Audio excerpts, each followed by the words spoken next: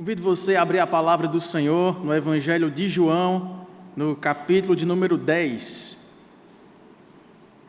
Na semana passada, no domingo pela manhã, nós vimos uma promessa que Deus fez através do profeta Ezequiel, lá no capítulo 34, no versículo 23, dizendo que levantaria, no tempo determinado por Ele mesmo, um verdadeiro pastor. E que esse pastor é lá chamado de filho de Davi, e que ele apacentaria as ovelhas perdidas da casa de Israel.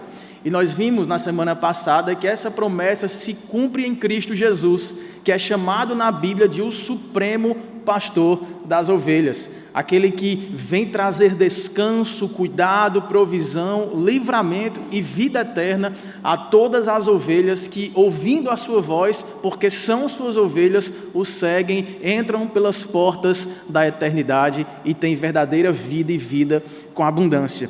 Esse é o capítulo, então, em João capítulo 10, que nós apenas mencionamos semana passada, que diz respeito ao cumprimento desta profecia. Nós temos aqui cerca de 2 discursos separados por cerca de 2 meses, em 2 festas distintas, celebradas pelo povo de Israel, em uma época em que os símbolos daquelas festas que deveriam apontar para a chegada desse supremo pastor, estava passando despercebido pela compreensão, especialmente daqueles que eram chamados como os doutos da lei, aqueles que conheciam as profecias e que deveriam ter em mente o significado delas, que apontava para a chegada do tão aguardado Messias. A verdade é que Jesus estava entre eles, estava revelando ao Pai. É aqui nesse texto que ele diz que ele e o Pai eram um em essência, mas que aqueles que lidavam com essas profecias, que conheciam Ezequiel, Jeremias, Isaías e todos os outros, acabaram vendo ali o verbo encarnado de Deus, mas por não serem ovelhas do Senhor, do Supremo Pastor, acabaram não compreendendo as suas palavras e até mesmo negando as suas obras como advindas do Pai. Jesus, então, usa palavras de declarações fortes aqui no Evangelho de João para chamá-los ao arrependimento. E nós vemos aqui do versículo 1 do capítulo 10 de João até o versículo 21, uma ocasião de continuidade de uma festa chamada Festa dos Tabernáculos. Era uma festa que celebrava, também chamada Festa das Tendas, aquele período do deserto em que o povo saiu do Egito e foi para Canaã. E eles, obviamente, não tinham como construir casas de alvenaria, por exemplo. Eles dormiam e montavam as suas tendas. E assim passaram 40 anos peregrinando pelo deserto e experimentando ali a bênção de Deus. Água quando havia sede, maná quando havia fome, a nuvem que trazia sombra e guiava o caminho que eles deveriam seguir, e também a coluna de fogo que os iluminava e os aquecia durante a noite. Nessa festa, que aqui começa a ser narrada no capítulo 7 de João e capítulo 8, Jesus usa 2 desses elementos dessa festa, água e fogo, para dizer que ele era a fonte da água da vida e que ele também era a luz do mundo. E nessa grande festa, no último dia, Jesus exclama, ao descer sobre eles ali, aquela iluminação na noite escura de Jerusalém, no último dia dessa festa das tendas, para trazer para eles que aquele símbolo da luz, da coluna de fogo, traria a presença daquele que ilumina todo homem. E também aquele que dessedenta a alma daqueles que estão separados da fonte de vida. Venham a mim e bebam, e vocês jamais terão sede. Venham a mim e sejam iluminados, e jamais vocês voltarão a andarem em trevas. Só com essas 2 expressões, nós vemos aqui no finalzinho do capítulo 8, que alguns judeus creram, porém outros não, e pegaram em pedras para matarem Jesus, levaram para um abismo, para de lá o precipitarem, e Jesus, passando entre eles, se oculta e sai daquele lugar. Ele volta para a festa e depois ele volta para o templo e continua a ensinar. As pessoas estavam ali sedentas, estavam querendo receber a sua iluminação, tirar suas dúvidas, porém acompanhava essas pessoas interessadas, esses algozes de Jesus. E assim persegue aqui no capítulo 9, quando Jesus sai, depois de ter dito uma outra expressão que chamou muita atenção. Aliás, essas expressões impactantes aqui de Jesus, o eu sou de Jesus, aparece 7 vezes aqui no Evangelho, e também há 7 milagres que são narrados aqui através das palavras do apóstolo João. Com esses 7 eu sou, e esses 7 milagres aqui narrados, Jesus está claramente sendo demonstrado diante de todos que ele era o Filho de Deus, o pastor divinal. Aliás, esse era o objetivo do apóstolo João. Se você ver, por exemplo, o finalzinho, o epílogo aí do livro, o capítulo 20, verso 31, eu peço que, por favor, você possa ler junto comigo, para que isso possa fixar em nossa mente. Jesus está aqui sendo registrado em suas palavras e obras com um único objetivo. E João deixa claro para a gente aí na conclusão do seu livro, verso 31 do capítulo 20. Leamos juntos? Estes, porém, foram registrados para que creiais que Jesus é o Cristo, o Filho do Deus de Deus, e que para que crendo tenhais vida em seu nome. Quase que eu gaguejava ali. Jesus é o Cristo, o Filho de Deus, né? E para que crendo nele tenhamos vida em seu nome. Então, João está muito aqui preso a uma seleção de eventos e palavras de Jesus, no bom sentido, para revelar que Jesus, além de ser o mestre, além de ser aquele que trazia revelações sobre o fim dos tempos, aquele que trazia bons conselhos de uma vida tranquila, aquele que trazia consolo a corações entristecidos, muito mais do que alguém que era um bom amigo, ele era Deus, ele era o Filho de Deus, e quem nele cresce teria de fato a vida eterna. Então, nessa passagem que nós vemos aqui, assim que Jesus escapa desse apedrejamento, aliás, isso já tinha acontecido de outras feitas, Jesus sai porque ainda não era chegada a sua hora, ele escapa de uma morte precipitada ali, porque a sua morte deveria ocorrer no tempo designado por Deus. Ele então se depara no capítulo 9 com um homem cego, e ali ele cura esse homem cego de nascença, e ao invés de esses sinais, as suas palavras, as suas expressões do eu sou, que todos aqueles bons entendedores deveriam lembrar que se tratava de expressões messiânicas e comparar o que Jesus falava e o que fazia e ver se havia congruência, se havia coerência pelo menos lógica, eles estavam tão cegos, tão cauterizados em sua consciência, que vendo tudo isso, eles continuavam negando e buscando prender Jesus ou mesmo matá-lo. Porque esse pecado chamado blasfêmia, aquele que se diz Deus ou que desonra o nome de Deus em vão, ele era punido com a morte. E aqui esses judeus se consideravam em justiça de Deus, diante da lei de Deus, punir aquele que blasfemava diante do Senhor. Você vê, por exemplo, no final do capítulo 9, que esta cura de um cego de nascença é creditada ao poder de demônios. Você vê, por exemplo, que ouvindo Jesus, que aquele cego que ele tinha curado foi expulso da sinagoga, que a sua presença era malquista entre eles, para que o testemunho de Jesus não sobressaísse ali no contexto judaico da época. Encontrando, Jesus perguntou para ele: crês tu no Filho do Homem? Que era uma expressão também messiânica, né? E ele respondeu e disse: quem é, Senhor, para que eu nele creia?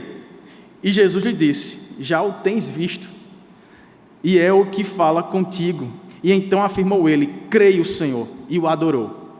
Prosseguiu Jesus: eu vim a este mundo para juízo, a fim de que os que não veem vejam, e os que veem se tornem cegos. Alguns dentre os fariseus que estavam perto dele perguntaram-lhe: acaso também nós somos cegos?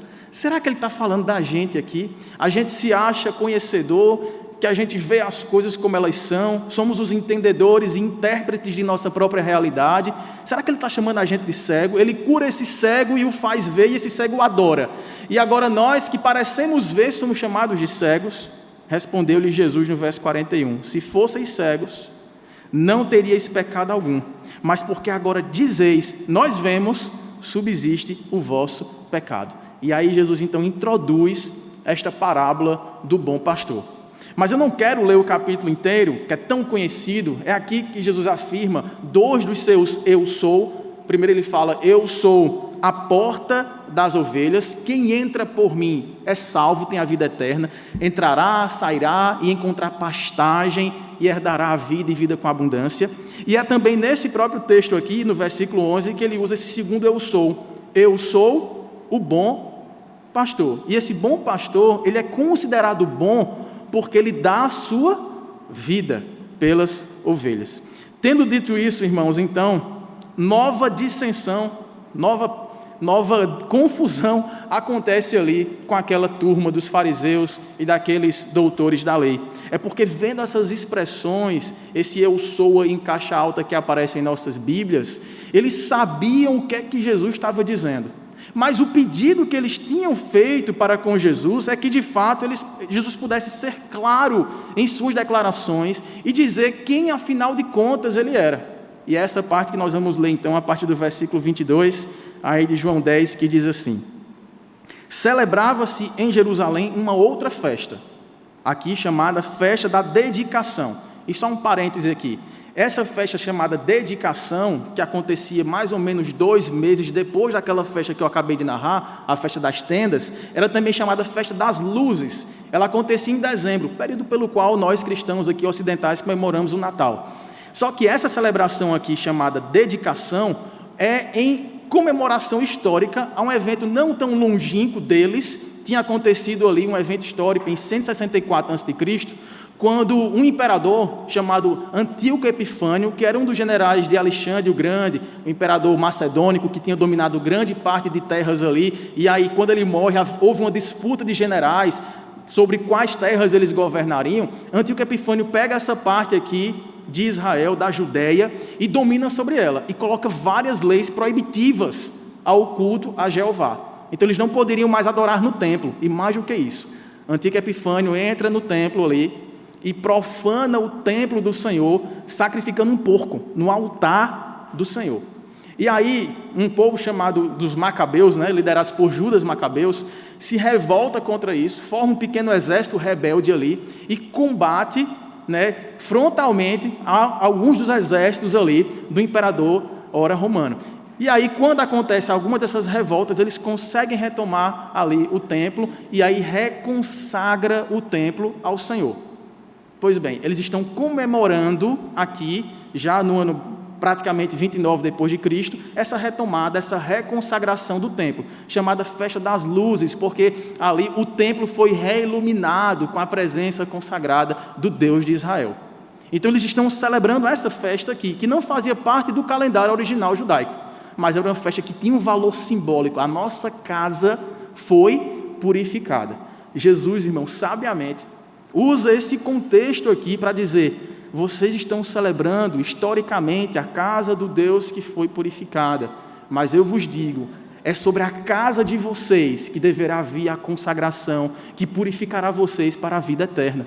Então, apesar do tema ser o mesmo, os primeiros 21 versículos aqui estão falando do mesmo assunto, Jesus como o bom pastor, como a porta das ovelhas. Aqui nesses versos finais, a ênfase combina muito com o epílogo do livro. Jesus é o pastor divinal, é o Filho de Deus, que veio dar a sua vida em favor daqueles que são as suas ovelhas. Então, nessa festa, que era inverno, Jesus passeava pelo templo, ou pelo menos pelo que havia sobrado do templo de Salomão, no pórtico de Salomão. E aí no verso 24 diz que rodearam-no, pois, quem? Aquela mesma audiência, judeus. E quando ele fala aqui os judeus, eles interpelavam Jesus acerca da lei. E disseram: até quando nos deixarás a mente em suspenso? Se tu és o Cristo, que significa Messias, o enviado, prometido, se tu és de fato o Cristo, dize-o francamente. Irmãos, lembra o que é que eles estavam querendo aqui? Que Jesus pudesse blasfemar, a fim de que eles pudessem exercer o juízo sobre Jesus. Só que Jesus tinha dito que foi ele, Jesus, que tinha vindo para juízo. Sobre quem? Sobre aqueles que nele não crescem. Eles não entrariam pela porta, não seriam cuidados pelo bom pastor, portanto não achariam o caminho da verdadeira vida que conduz de volta ao Pai. Respondeu então Jesus no verso 25: já vos disse, e não credes. Não foram poucas as vezes que vocês me ouviram dizer: eu sou. As obras que eu faço em nome de meu Pai também, além das minhas palavras, testificam a meu respeito, mas vós não credes. Por quê, irmãos? Porque não sois das minhas ovelhas. Jesus mais uma vez retoma aqui o tema do pastoreio. Provavelmente aqui o apóstolo João está pegando esse discurso dito alguns meses depois daquela primeira dissensão no templo e encaixando aqui no mesmo contexto da supremacia do pastoreio do Cristo, que é o Filho de Deus. E aí no verso 27, Jesus continua dizendo: as minhas ovelhas ouvem a minha voz, coisas que vocês não são capazes de fazer. E ouvir aqui não é só escutar, é dar ouvidos, é compreender, é acreditar, é guardar as palavras ouvidas no coração. E elas fazem isso, elas ouvem a minha voz, e eu as conheço, e portanto, ao ouvirem a minha voz, elas me seguem. Eu lhes dou a vida eterna, jamais perecerão, e ninguém as arrebatará da minha mão. Aquilo que meu Pai me deu é maior do que tudo, e da mão do Pai ninguém pode arrebatar. E aí vem uma das expressões que, apesar de não ter o eu sou aí, nem precisaria, porque Jesus diz: eu e o Pai somos um. Temos a unidade em essência. Eles estavam ali: Jesus, diz aí quem tu és, afirma que tu és o Cristo. Jesus vai além, diz: eu e o Pai somos um. Vamos orar? Que Deus possa falar ao nosso coração através dessas declarações, a fim de que, como ovelhas, possamos ouvir a sua voz.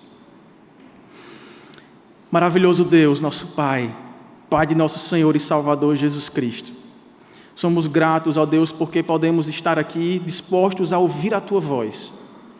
Queremos ser achados como ovelhas do Senhor, que não apenas escutam, mas dão ouvidos, que não apenas ouvem, mas que prestam corações abertos a receberem a Tua revelação, a revelação de que Tu e o Teu Filho Jesus são o mesmo ser divino, eterno, poderoso, Salvador dos homens que em Ti creem.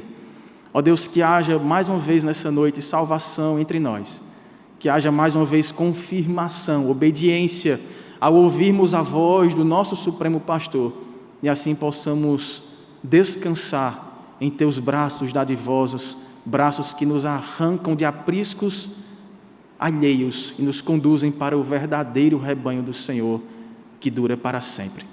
Oramos com gratidão em nome e para a glória de Jesus. Amém. Meus irmãos, tendo dito então essa expressão aí bombástica, né? Eu e o Pai somos um. A primeira informação que Jesus aqui traz em ênfase, não que Ele já não tenha deixado claro, a gente vê, por exemplo, lá no capítulo 5, quando Jesus cura o paralítico, Ele o faz no sábado, e Ele diz: eu sou o Senhor do sábado. Depois, no capítulo 7 em diante, Jesus fala que Ele é a luz do mundo, que Ele é a fonte da água que dá para a vida eterna. Jesus não estava ocultando, em tempo algum, quem Ele era. O que Jesus fazia em certas ocasiões, quando Ele curava alguém, quando Ele expulsava demônio de alguém, Ele dizia: vai e não conte para ninguém. Ele estava ali apenas resguardando o tempo da revelação do dia em que Ele daria a sua vida em favor de muitos. E por isso Ele dizia: não é chegada ainda a minha hora. Mas em nenhum momento Jesus deixou, como eles acusavam aqui, a mente daquelas pessoas em suspenso, em dúvida, falando-lhes por mistérios. A vida com Deus, ela tem sim o seu aspecto misterioso, mas Jesus veio aqui para revelar o Pai. Por isso que Filipe, quando disse: Senhor, mostra-nos o Pai, ficaremos satisfeitos, ele falou: olhem para mim. Mais uma vez, eu e o Pai somos um. Quem me vê a mim, vê ao Pai. Eu sou a exata expressão do ser divino. Como diz Paulo aos Colossenses, Ele era aquele que, sendo o Verbo no princípio, se encarnou a fim de ser visualizado por nós, mas não apenas visto e admirado por sua capacidade eloquente de palavras e obras, mas crido, adorado, ansiado por aqueles que nele esperavam, as suas ovelhas. E aqui, irmãos, está o grande divisor de águas do ministério de Jesus. Porque quando a gente começa a ler o Evangelho, por exemplo, no final do capítulo 8, quando eles quiseram matar Jesus, diz que de fato eles pegaram em pedras para atirar nele e Jesus precisou se ocultar para sair do templo. Mas se você voltar para o versículo 30, ditas estas coisas, muitos creram nele. essa expressão aqui, muitos creram nele, também está presente no capítulo 9, quando Jesus cura esse cego. Também está presente no Monte da Transfiguração, quando ele desce de lá com os discípulos para curar, para expulsar demônios, para pregar o evangelho aos pobres, e muitos creram nele. É também dita em várias outras passagens essa mesma expressão, e muitos creram nele. Havia ali uma certa falta de compreensão daqueles que lidavam diretamente com as profecias, mas não por falta de capacidade intelectual. Não é que faltava-lhes a chave dos mistérios divinais que Cristo soltava para eles, verbalizando coisas difíceis de entender. A dificuldade que nós temos não é intelectual, é a dificuldade de crença, é a dureza do coração do homem. E Jesus fala, aqueles que são quebrantados em seu coração, se tornam as minhas ovelhas, e quando ouvem a minha voz, elas me seguem. E tudo passa a ser simples.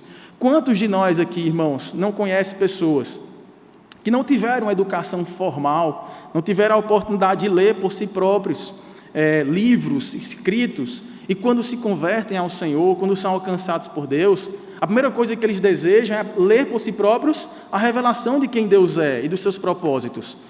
E elas aprendem, muitas delas só conseguem ler a Bíblia, e lendo um texto antigo, e muitas vezes com uma linguagem como a que nós estamos acompanhando aqui, com cerca de 2.000 verbetes em desuso hoje para nós, já é também um outro desafio, e voltar tantos séculos assim para uma cultura distante, para um autor desconhecido, ou um conjunto de cerca de 40 autores que nós não convivemos, que não aprendemos o seu jeito de falar, tudo isso é uma barreira cultural para nós compreendermos o que aqui está escrito. Mas quantas vezes eu e você não fomos aconselhados por aquela pessoa simples, que Deus deu sabedoria para compreender os mistérios de Deus? E quantas vezes pessoas tão, aos nossos olhos, sábias e capazes, têm dificuldade de compreender o plano da redenção, o plano da salvação do Senhor? Deus deu sabedoria aos simples para confundir aqueles que se acham sábios. A loucura para o mundo é a sabedoria de Deus revelada em simplicidade e entendimento. Porque uma vez que o coração se torna coração de ovelha, essa ovelha ouve a voz do seu pastor e a segue. Jesus aqui não está usando, então, nenhuma figura nessa parábola aqui do bom pastor de exaltada profissão na época de Israel. Ele não usa a figura do rei, ele não usa a figura do sacerdote, ele não usa a figura do profeta, que eram os 3 principais ofícios da casa de Israel. Ele usa a figura da profissão, digamos assim, mais desvalorizada ou mais ingrata da sociedade judaica, que era ser pastor de ovelhas. Um conjunto de bichinho, um burro que não sabe voltar para o seu aprisco se não for conduzido pelo pastor. Há um programa humorístico que fez isso é bem antigo, fez umas pegadinhas numa escola, levou uma equipe de profissionais que lidavam com testes vocacionais. E aí eles colocaram câmeras escondidas, fazendo entrevistas, testes, ali. E aí escolheram os melhores alunos, os que tinham as melhores notas da escola, para participarem desse falso teste aí vocacional. E aí um dos alunos, sobre o qual tinha muitas expectativas de que ele viesse a ser um grande profissional, em qualquer área que ele pudesse escolher para estudar e ter a sua profissão, ele foi colocado diante daquele entrevistador que lhe daria o resultado do seu teste. E aí o entrevistador olha para ele e fala: está aqui o resultado do seu teste. Ele: qual a profissão? Qual o melhor encaixe para mim? Ele diz: você será um excelente pastor de ovelhas. E a afeição daquele jovem decai imediatamente, e numa mistura de riso e incredulidade, ele pergunta se aquilo realmente era sério. Porque, de fato, na cultura rural do Antigo Oriente, pastor de ovelhas era aquela profissão menos valorizada. Aquilo que ninguém queria fazer, que sobrava, tem que cuidar das ovelhas, tem que juntar aquele monte de bichinhos indefesos, enjoados, desobedientes, para ir para fora, pastar, voltar, fechar a porta, cuidar de noite para que os lobos não venham, né? Verificar ali se não há alguma brecha nas cercas, cuidar da comida. Depois ela consegue fugir, tem que ir atrás, ela não volta, se você chamar você tem que colocar ela nos braços, e muitas vezes tem que quebrar a patinha dela, andar com o cajado. Lembra o cajado lá do Salmo 23, que certamente nos consola, muitas vezes consola depois do choro da ovelha de ter a patinha quebrada, e aquela ponta envergada para trazer pelo pescoço, colocar sobre os lombos e levar de volta para o aprisco. E essa profissão certamente nenhum jovem aqui almeja ter, seja qual for a sua nota no Enem. Mas foi essa a figura que Cristo resolveu utilizar, fazendo jus às profecias, né, que o Deus de Israel já havia suscitado sobre um filho de Davi que seria verdadeiro pastor. Não aquele pastor, como diz aqui Jesus, que é mercenário no verso 12 de João 10. Não aquele pastor que explora as ovelhas e come a sua gordura e que utiliza daquilo que ela pode produzir em benefício próprio. Não o tipo de pastor que coloca as suas ovelhas em risco a fim de ter mais conforto e sair de casa na boa. Ele dá a sua vida pelas ovelhas. E é isso que Jesus está aqui fazendo, mesmo diante de uma audiência que, sabendo todos esses simbolismos, tendo acompanhado todas as profecias, aliás, até sabendo de cor muitas delas, olhavam para a realização, para o pleno cumprimento do pastor divinal que se fazia diante delas, e vendo, não conseguiam identificá-lo com o Deus Pai que o havia enviado. Jesus, então, chama a atenção e diz francamente, respondendo ao pedido que eles tinham feito: eu sou um com o Pai. No versículo 31, porém, novamente, qual foi a reação dos judeus? Pegaram em pedras para atirar em Jesus. Disse-lhe Jesus: eu tenho-vos mostrado muitas obras da parte do Pai. Vocês me viram há pouco curando um cego de nascença, ressuscitando pessoas, curando filho de oficial. Todos ficaram sabendo. Vocês me viram há pouco curando um homem de uma mão ressecada, enrijecida. Vocês me viram salvando tantas pessoas. Aí Jesus pergunta assim: por qual destas obras, curas, milagres, transformações, transformação de água em vinho, multiplicação de pães e peixes, como a gente vê aqui no capítulo 6, elejam aí, por qual delas vocês estão prestes a me julgar como blasfemo e me apedrejar? Responderam-lhe os judeus: não é por obra boa que te apedrejamos. Eu imagino assim, né? Jesus estava ali nos restos do templo de Salomão, e eles começam a discutir novamente. Aí eles encontram um amontoado de pedras, eles se afastam: nós vamos te apedrejar, né? E quando eles estão prestes a pegar em pedras, Jesus fala assim: eu só quero saber qual foi o meu crime. Eu só quero que vocês me digam por qual obra eu estou sendo julgado e acusado aqui, condenado por vocês como blasfemo. Eles respondem: não foi por qualquer boa obra que nós vamos te apedrejar, e sim por causa da blasfêmia, pois tu, sendo homem, te fazes Deus a ti mesmo. E aí replicou-lhe Jesus no verso 34: não está escrito na vossa lei, eu disse, sois deuses? Os irmãos lembram dessa citação aqui? Volte, por favor, para o Salmo de número 82.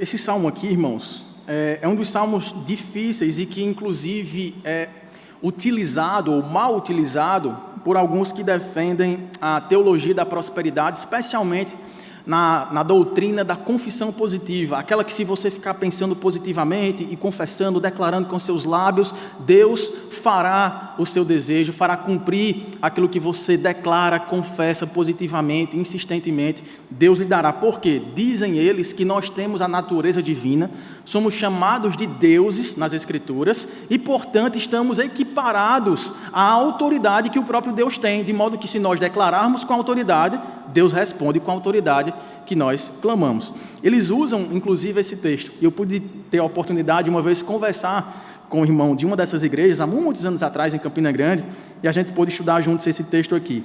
Mas diz o texto aqui, até de forma irônica, Deus coloca a figura de um tribunal, e aí ele se dirige aos juízes da terra.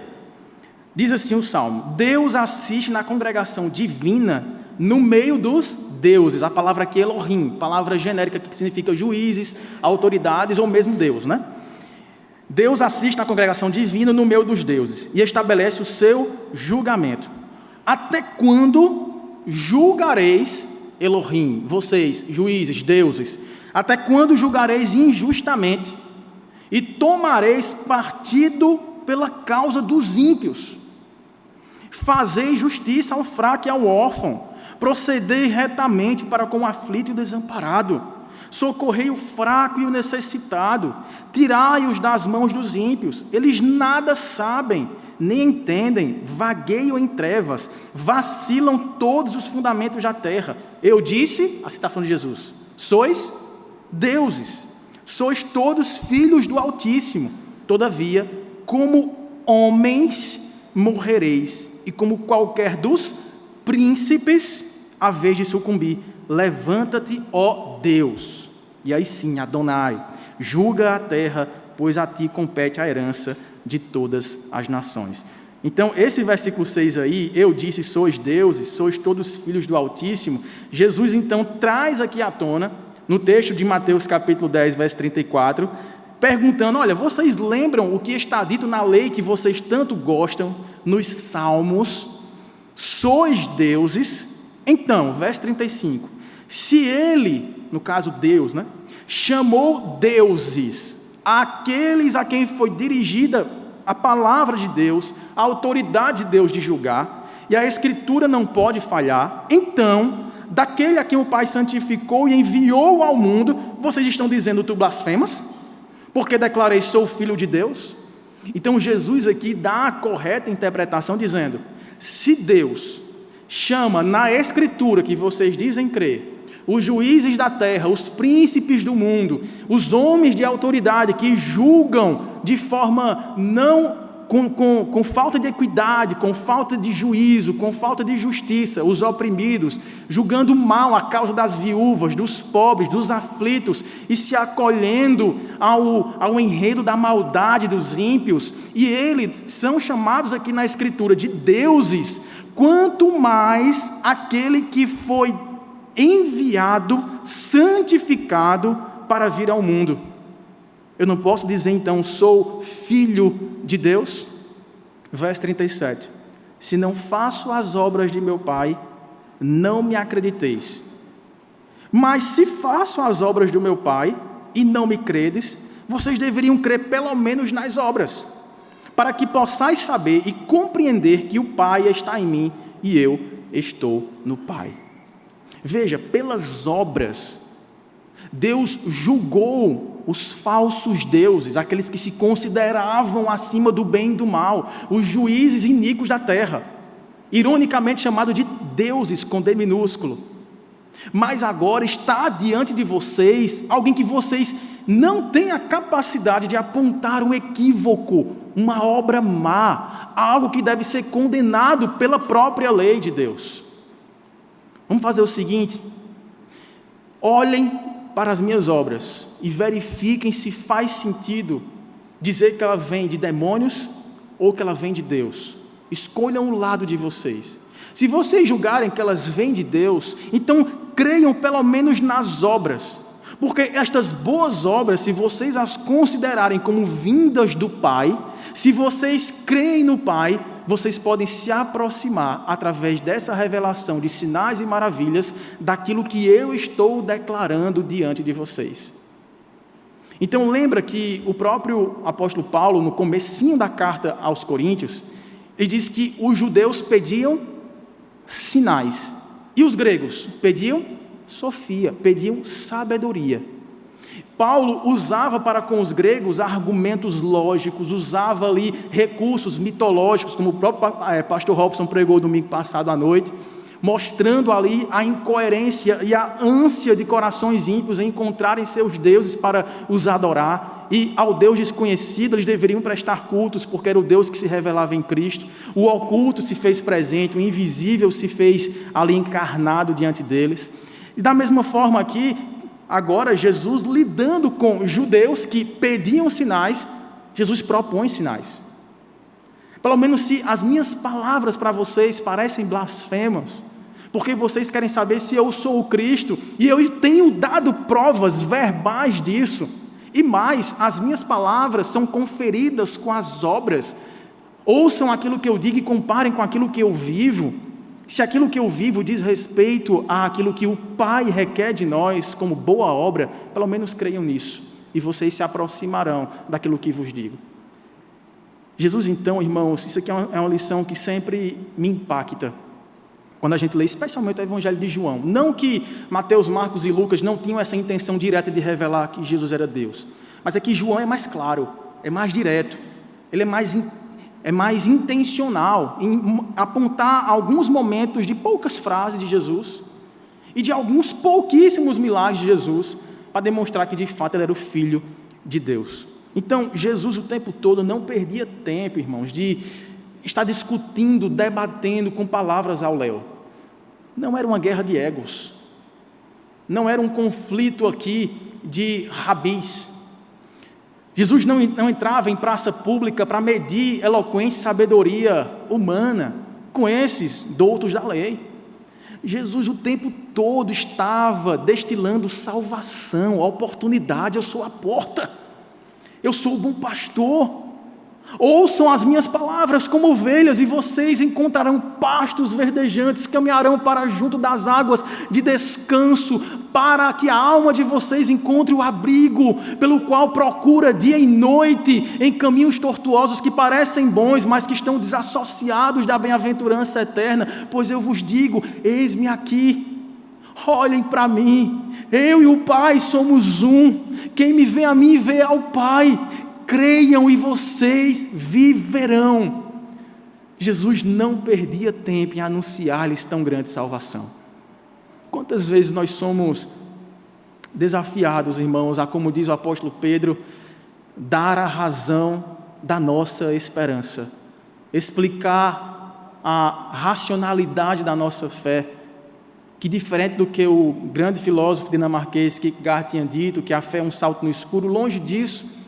A fé é convicção de fatos, é convicção de que Deus é, de que Cristo foi enviado a nós, de que Ele vive e reina, e quem crer nele tem a vida eterna, de que nós, apesar de não o vermos, cremos, ouvimos sua voz, seguimos os seus passos, tomamos nossa cruz, negamos a nós mesmos e encontramos a verdadeira vida que conduz para a eternidade, e que longe disso está o engano, está a mentira e o afago das satisfações que parecem descedentar nossa alma, mas que nos conduzem para vícios, para adultérios, para promiscuidades, para desonestidades, em busca de ídolos que satisfaçam nossos anseios. Quando Jesus falou, não é de obras feitas por mãos humanas, nem de templos reconstruídos ou mesmo destruídos, não é do pórtico de Salomão que vocês devem aguardar revelações em pedras, em pedaços de pau, ou mesmo embelezadas com a mitologia que vocês foram acostumados a caminhar juntos, pela cultura onde vocês estão inseridos. É simplesmente pela mensagem de salvação do Deus que nos amou, sendo nós ainda pecadores. O Deus que nos amou, sendo nós ainda pecadores, a ponto de dar a sua vida em favor de pessoas que olhariam e o negariam, que o ouviriam e que com coceira nos ouvidos procurariam tapá-los, que negariam não poucas vezes, mas que persistentemente esse pastor salvador se faz para nós hoje audível. O convite permanece aberto para nós. A nossa alma anda em busca de um apacentamento, um acolhimento, um abrigo. Quantos de nós somos muitas vezes levados não apenas ao desafio intelectual de darmos a razão da nossa fé, mas somos observados em nosso próprio modo de agir para ver se isso coaduna com aquilo que dizemos crer. Você é crente fazendo isso? E você é crente dizendo isso? É você que é da igreja e age assim? Nós ainda, irmãos, apesar de ovelhas, continuamos ovelhas, teimosas, fujonas, encantadas pelo mundo lá fora, despercebidas dos perigos pós-cerca, quando o nosso pastor está a nos chamar pelo nome, porque nos conhece e nos ama. Ama a tal ponto não apenas de gritar o seu nome, enquanto você faz força para tapar os ouvidos do seu coração. Ele vai até você, no mais profundo abismo, quando você se engancha em galhos tortuosos, furado por espinhos da sua própria carne, dos seus próprios raciocínios, das suas próprias fugas existenciais, de suas próprias filosofias, de sua própria busca mística para sensações, para arrepios, para experiências doutrinárias e confissões positivas que venham nutrir um ego inflamado e um desejo de reinar, não o reino de Deus, mas o reino do seu próprio coração. Mas eis que o Supremo Pastor vai até o mais fundo, vai até o mais escuro lugar de esconderijo de uma alma distante. Sabe por quê? Porque Ele é o bom pastor. Ele é o bom pastor que sabe seu nome. Ele não sabe seu nome porque alguém contou, ou Ele se fez presente no dia do seu batismo. Ele sabe seu nome porque Ele criou você. Ele é o bom pastor porque não apenas Ele cuida das ovelhas, Ele é a própria dádiva de vida das ovelhas.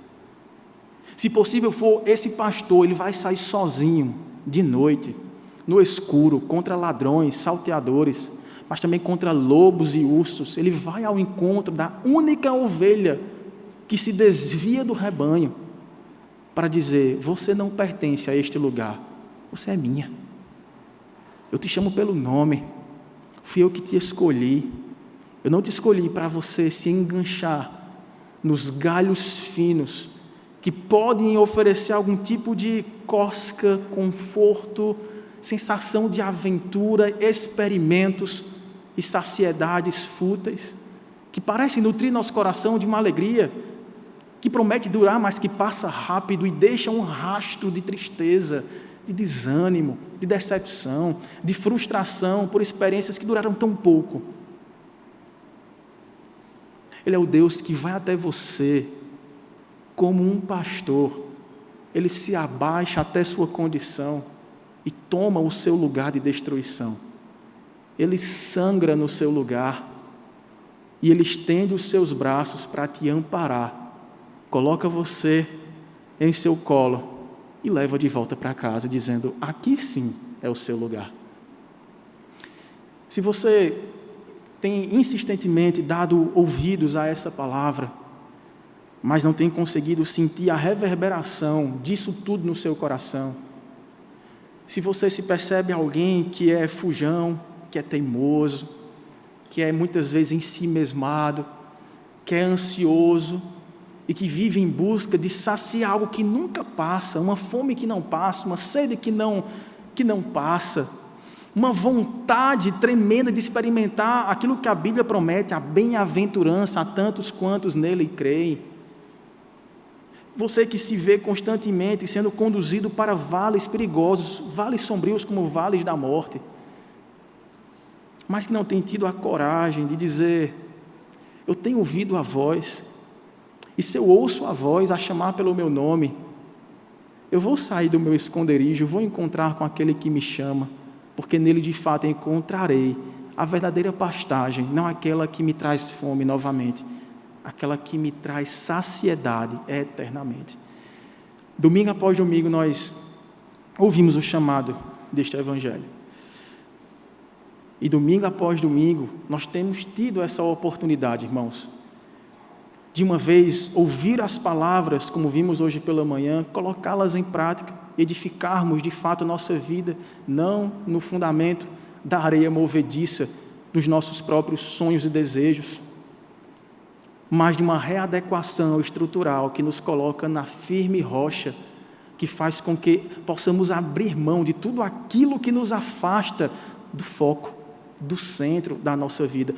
Ou nós achamos que nossa vida é nascer, crescer, trabalhar bem muito, ganhar algum dinheiro, usufruí-lo, gastá-lo até envelhecer, pagar pelas contas da saúde que vão ser cobradas mais à frente e depois morrer. Porque se essa for a nossa condição enquanto aqui estamos, façamos isso. Comamos, bebamos, porque amanhã morreremos. E assim seremos, como diz o apóstolo Paulo, os mais infelizes de todos os homens. Esta não é a proposta do bom pastor para você e para mim. A proposta está em aberto, porque ele um dia virá. Quando ele voltar, ele não virá mais convidar, ele virá consolidar o reino sempiterno dos céus, beijando a terra de uma vez por todas, restaurando todas as coisas e julgando as demais coisas. Mas enquanto isso não acontece, ele continua sendo apresentado como pastor de ovelhas, que conhece nossas teimosias, conhece nossas manias, nossos pecados, nossas aventuras, mas que está nos convocando, mais uma vez, a fazermos o caminho de volta, a voltarmos ao primeiro amor, a experimentarmos essa transformação que somente o pastor de vidas pode transformar, pode reedificar, pode converter, pode quebrantar corações feitos de pedra e transformá-los em corações de carne, dispostos a amar, a perdoar. Daqui a pouco nós sentaremos à mesma mesa, simbolicamente falando, é o pastor das ovelhas que nos servirá do seu corpo e do seu sangue. Quantas vezes você tem olhado para essa encenação do Evangelho aqui, o corpo sendo levantado no madeiro e sendo celebrado como livramento da condenação do nosso corpo que nós merecíamos por sermos pecadores, e da mesma forma tomarmos do seu sangue como celebração de uma nova aliança, não feita por obras para que ninguém se glorie, mas por graça, porque sem derramamento de sangue não há remissão de pecados. E você diz, será que eu vou sentar nessa mesa hoje? Será que eu me sinto preparado? Será que estou pronto? Meus pais são crentes, eu venho de uma geração de familiares crentes, ou então eu sou o único da minha casa que me permito vir à igreja. A pergunta não é nenhuma dessas. A pergunta é, você tem ouvido a voz do Supremo Pastor a te chamar das trevas para a luz? Você tem ouvido a voz do Supremo Pastor oferecer a água que vai saciar de uma vez por todas o anseio vital de sentido para viver, de esperança para retornar para casa e começar essa nova semana hoje, amanhecer o dia amanhã, sabendo que se Jesus voltar hoje ou amanhã, você ouvirá o seu nome, não um convite, uma convocação para se apresentar diante dele, e aí sim, completamente restaurado, para estar diante da eternidade, como uma ovelha não mais teimosa, mas plenamente santificada. Você tem essa segurança? Porque a segurança que o Supremo Pastor nos dá é que todo aquele que o Pai me der, nenhum se perderá. Nós não precisamos, irmãos, temer a morte. Nós não precisamos temer as confluências malignas de uma sociedade decaída em pecado. Nós não devemos temer as decisões humanas, por maioria que seja, daqueles que nos lideram nacional ou regionalmente. Nós não precisamos andar ansiosos por coisa alguma. Então, somente coloquemos nossa vida nas mãos dadivosas daquele que nos criou, daquele que nos chamou, daquele que voltará para nos buscar. Ele se faz presente aqui. Em breve nos servirá da sua plena comunhão. Plenamente, ainda não. Há muitos motivos que nos separam da comunhão com o Senhor. Há pecados que me envergonham e envergonham você. Mas essa celebração que nós faremos nos aponta para uma convicção irrevogável, é de que um dia não precisaremos mais discernir as nossas próprias faltas, elas não nos serão mais ocultas, nem dissimuladas, nem persistentes. Elas serão destruídas. Sentaremos frente a frente com o Cordeiro de Deus que foi imolado antes da fundação do mundo para que eu e você fôssemos chamados de suas ovelhas, a fim de que, como supremo pastor, Ele possa dizer: pode sentar aqui, meu filho, minha presença não te condena, você é bem-vindo, você foi fiel no pouquinho, você se deleitará no muito que para você está reservado. Olha esse pasto verdejante.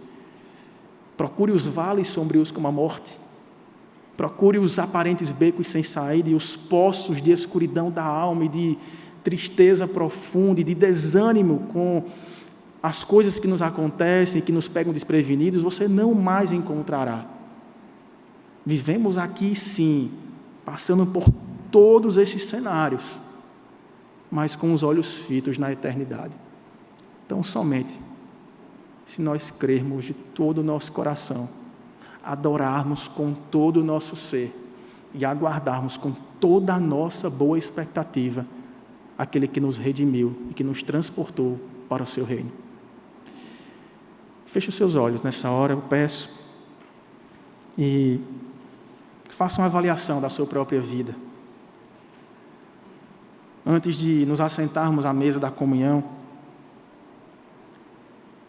a orientação não é: veja se você é capaz, suficientemente preparado em sua moral, em seu comportamento, em suas palavras e obras para sentar à mesa de Jesus.